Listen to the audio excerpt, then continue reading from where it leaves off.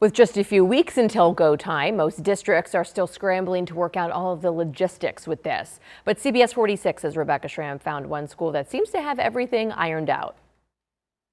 While most schools in Metro Atlanta are not yet ready to allow cameras into their classrooms, one private school in Roswell is happy to show us how they're preparing to invite kids back into the classroom in the midst of the coronavirus pandemic. We'll be taking their temperatures before they come in the building. Eaton Academy's plan is still evolving, but president and co-founder Brian Eitvliet tells me masks will be required, at least while students are moving around in the building. When they're in any of the common areas in the hallway, they'll be wearing masks, but because of the small class size, they'll be able to be in the classrooms socially distant, and if everything is all right, take their masks off and have a relatively normal learning environment. I have some personal family health reasons that I will be keeping mine on. Social studies teacher Nick Valagurski was glad to hear he has the authority to require students to wear masks in his classroom if he feels he needs to do so. If the students can keep this distance and can be good about hand washing,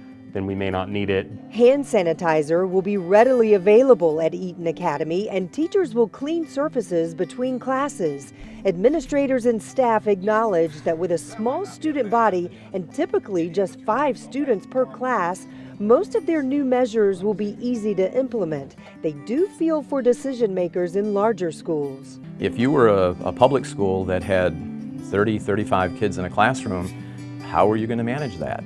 Are you going to have to go to, block scheduling, alternate days, half days, both online and in person? It would be a nightmare. In Roswell, Rebecca Schramm, CBS 46 News.